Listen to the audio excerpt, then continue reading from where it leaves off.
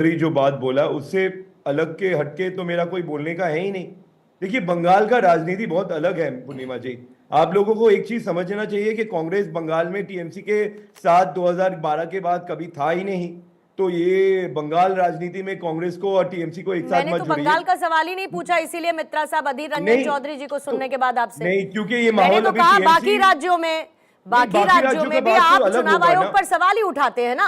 आपने क्या जरूर बिहार में उठाएंगे, सवाल नहीं उठाए थे, महाराष्ट्र में जरूर सवाल नहीं उठाएंगे, उठाए थे, दिल्ली में नहीं उठाए थे? जरूर तो मैंने तो उठाएंगे। इसीलिए बंगाल के पर्सपेक्टिव से आपसे सवाल पूछा ही नहीं मित्रा साहब। नहीं नहीं, मैं तो ये बट कह रही हूं कि कांग्रेस को क्या इससे कोई सीख मिल रही है? जब सुप्रीम कोर्ट बार बार रूल्स का हवाला दे रहा है, हाई कोर्ट बार बार रूल्स का हवाला दे रहा है, तो आप लोगों को भी ये सोचना चाहिए कि चुनाव आयोग पर तो भरोसा करना होगा ना। देखिए, चुनाव आयोग कांग्रेस के जमाने में भी थे, कांग्रेस के जमाने में भी एसआईआर हुए थे, लेकिन नैरेटिव बिल्डिंग हम लोग नहीं किए। हम लोग तृणमूल और हमारे बीच में बहुत फर्क है। हम लोग क्या बोले थे इसमें, देखिए, नैरेटिव बिल्डिंग तो बीच भाजपा ने किया। जब से बिहार में एसआईआर हुआ, उनके नेता बंगाल में बोलने लगे कि 2 करोड़ घुसपैठिया वो लिस्ट से निकालेंगे। तो ये सवाल आप उनको करना चाहिए ना कि ये नैरेटिव बिल्डिंग कहां से शुरू हुआ। ये भाजपा ने शुरू किया। भाजपा के लीडर्स जो बंगाल में थे, उन्होंने बोलने लगा कि 2 करोड़ घुसपैठिया को निकालेंगे। तो इसके काउंटर नैरेटिव क्या था? कांग्रेस ने बोला हम लोग 58 लाख जब निकले थे, जो शिफ्टिंग डेड वोटर्स, उसको लेके हमारे में हमने कंप्लेन नहीं किए। मैडम पूर्णिमा जी, आपको समझना पड़ेगा। हम लोग जब बोले थे कि लॉजिकल डिस्पेरेंसी, आप सुप्रीम कोर्ट का भी ऑब्जर्वेशन देखिए, बंगाल एक ही स्टेट है जहां पे लॉजिकल डिस्पेरेंसी हुआ, जहां पे एजुकेशन लिस्ट बना। तो ये तो अलग हो गया ना। तो कांग्रेस बंगाल में और देश में जो इलेक्शन कमीशन के खिलाफ जो क्वेश्चंस थे, वो हमारे स्पेसिफिक मुद्दे पे थे। देखिए, हमारे लीडर अधीर चौधरी जी सुप्रीम कोर्ट ने क्या कहा था?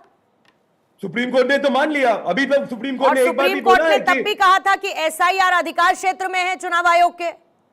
तो ऐसा हम लोग कहा बोला कि एसआईआर उनके अधिकार क्षेत्र में नहीं है। लेकिन एसआईआर को पूर्णिमा लेकर जी सुनिए, ये तो इलेक्शन कमिशन ने भी कहा कि त्रुटियां हो सकती हैं। रोहन मित्रा साहब, ये आप याद करिए, ये तो चुनाव आयोग ने भी कहा था। मेरे को सब याद है। चुनाव आयोग ने भी ये कहा था कि त्रुटियां संभव है जिसको हम करेक्ट करेंगे, इसीलिए री एप्लीकेशन के लिए समय की अवधि को बढ़ाया गया। रोहन मित्रा साहब, रोहन मित्रा साहब, तब उसके बाद री एप्लीकेशन के लिए समय सीमा को बढ़ाया गया। आप बार-बार बीच में मत बोलिए। नहीं, मैं बोलूंगी। आप कैसे मुझे डायरेक्ट कर रहे हैं भाई? आप कैसे मुझे डायरेक्ट कर रहे हैं?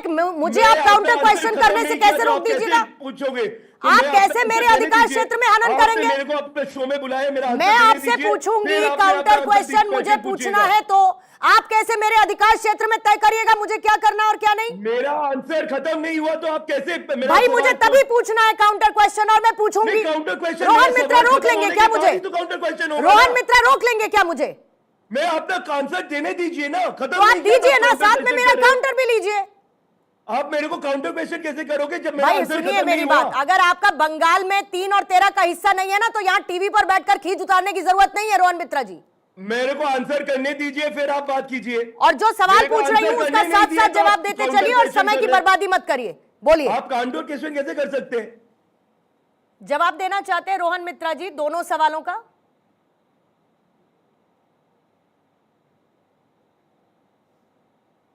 आ रही है अब तक मेरी आवाज?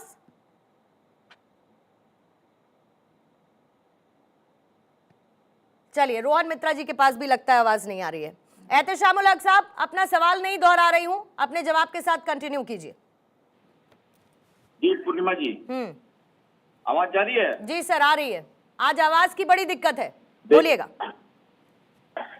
आज आवाज की दिक्कत है तो ये सिस्टम में गड़बड़ी है, हमारी तरफ से कोई दिक्कत नहीं है। बोलिए। पूर्णिमा जी देखिए, कुछ ही समय है, अब जो भी समझ लिए कि हमारे माइंड के जितने भी 294 विधानसभा में हमारे जितने भी समझ लिए वोटिंग हुई है, जिस हिसाब से ऑलरेडी ईवीएम में बंद हो चुकी है। अब 4 तारीख का जो दिन होगा, सुबह से जो स्टार्ट होगा, समझ लिए 2 बजे तक नतीजा समझ लिए समझ में आ जाएगा।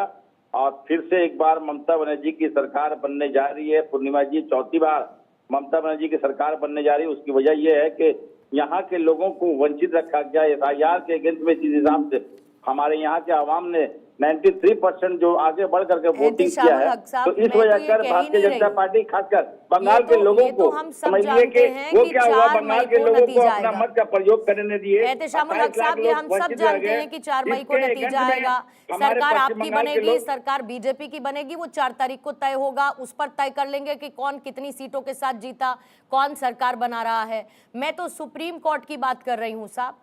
कोलकाता हाई कोर्ट गए, याचिका खारिज हो गई, सुप्रीम कोर्ट ने आपके सामने नियम खोल कर रख दिए, बोला ये चुनाव आयोग का अधिकार है।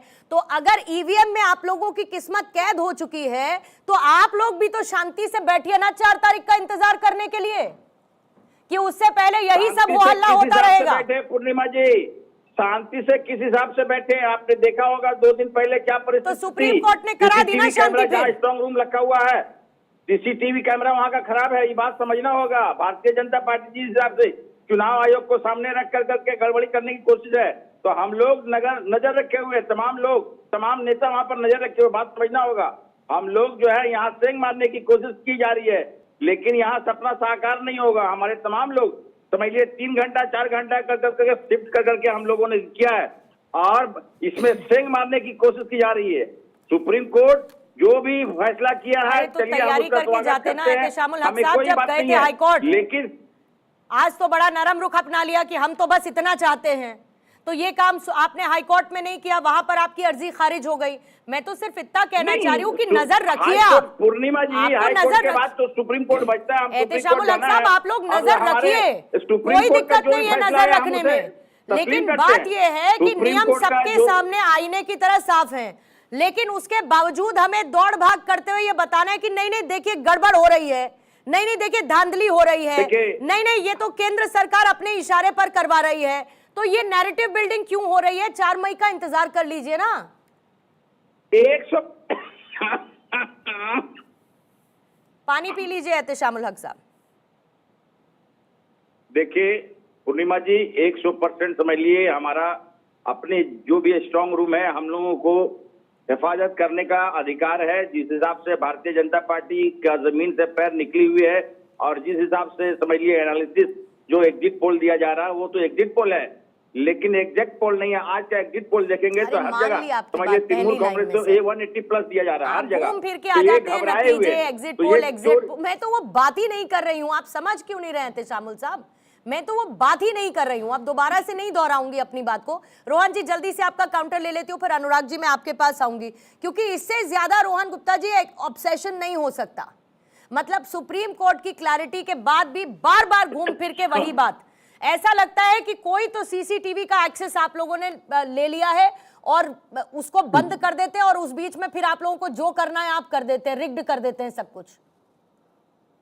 पूर्णिमा जी, मैं यही कह रहा हूं कि बार बार लगातार मुंह की खाने के बाद भी अगर ये लोग यही एजेंडा पे चलते तो उसका कारण क्या है? उनको अपनी दुकान तो चलानी है ना।